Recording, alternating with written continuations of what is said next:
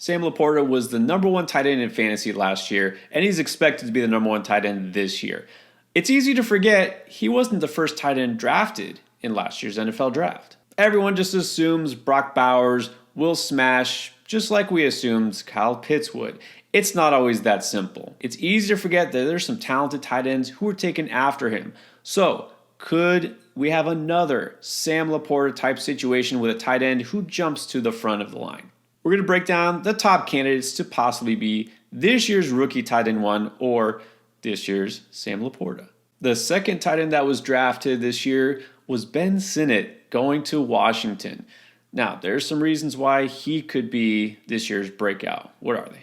I think the first biggest reason here is the landing spot in Washington. They really need tight end. This was a position of need. I mean, Logan Thomas, I don't even know if he's still on the roster, but he can't stay healthy. They really didn't have anybody behind him as a pass-catching tight end.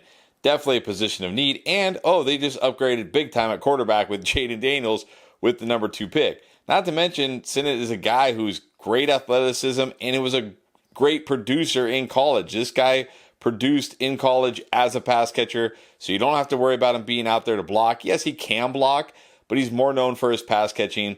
So I think when you add all those things up, he definitely has a path.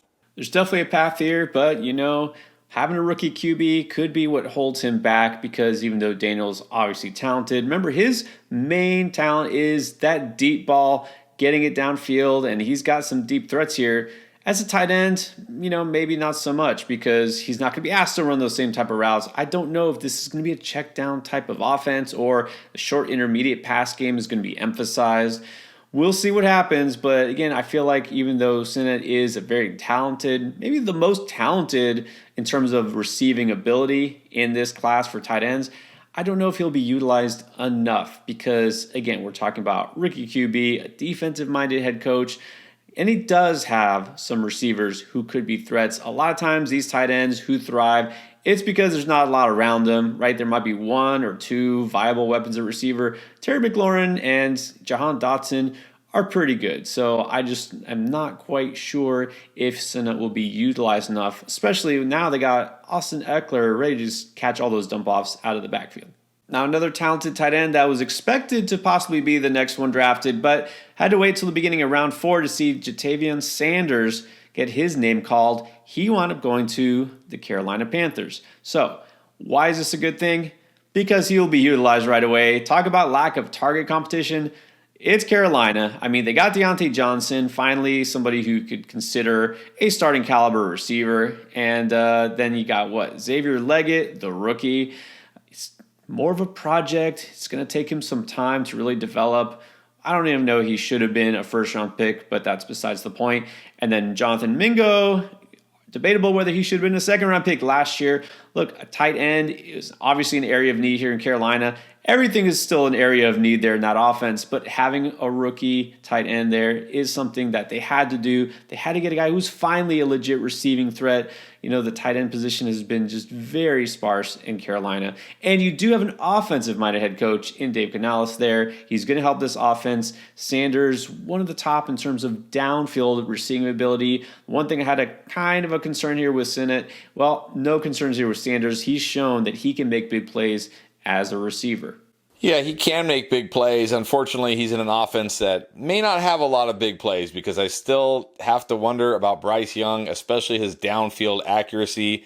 And yes, he did get Dave Canales, and that is a good thing. But when you look at the Buccaneers, Cade Otton, this is a guy we kind of always have had high hopes for and just really doesn't get utilized. His system doesn't really utilize the tight end heavily in the passing game. So when you combine those things, Bryce Young, even if he gets a little bit better, is it going to be enough to support Deontay Johnson, Adam Thielen, and Ja'Tavion Sanders? I have my doubts, not to mention the fact that, the accuracy issues and the tight end usage in this offense, which is probably going to be a run-heavy offense anyways, since they drafted the top running back in the draft in the second round. So Sanders, I like them as a prospect. Not sure I like this landing spot. If we're just looking for pure athleticism and physical ability, a guy who jumped off the page after the combine was Theo Johnson. Maybe a great landing spot for him, even though it doesn't seem like the New York Giants would be that. Yeah, you never really want your pass catchers attached to Daniel Jones, but in this case, I kind of like it because look, the Giants, they at least went out and drafted Malik Neighbors, and now they actually have a wide receiver that defenses have to worry about.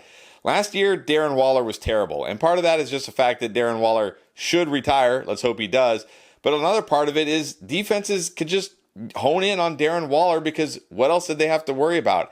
That's not going to be the case now. And Daniel Jones, for as much as we want him to throw it to Malik Neighbors every single time, probably won't because he's going to take the easy throws, and that could be Theo Johnson here.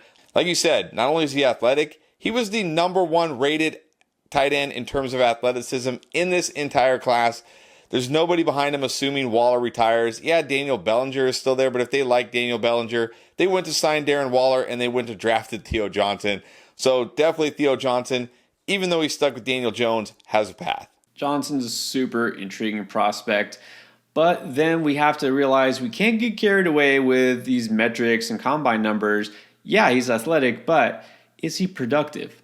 Well, if he is productive as a rookie, it will be the first time in his pro career because in college, he really did not do anything to justify maybe even being drafted. 341 yards in 12 games. That's what he did in his final season.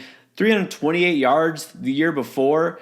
213 yards the year before. This is playing full seasons, mind you. This is not, oh, well, he got his season cut short by injury. No, he just wasn't a prolific pass catcher by any means. And, it's not like he was fighting with a whole bunch of big-name receivers there at Penn State. And, oh, by the way, I have to bring up the unfortunate memory of a guy who at one time crushed the combine and looked like maybe the next generational tight end, and that would be Mike Gesicki, who came out of that same school. Look, this is just a reminder that a guy who, off the charts in terms of how he can jump and run and catch, doesn't mean a whole lot if you don't actually produce on the field. Now, there were several other tight ends who did hear their name called in the NFL draft, but realistically, is there anybody you think has a shot to be this year's number one rookie tight end? No, I mean, look, anything can happen, but somebody outside of these three and Brock Bowers being the number one rookie tight end would be almost as shocking as the Falcons taking Michael Penix Jr. at number 8. I will say there are a couple of prospects that if they had landed in great spots, I would definitely have considered, like Cade Stover and Jared Wiley. The problem is Jared Wiley is stuck behind a guy named Travis Kelce in Kansas City, so without injury, no chance.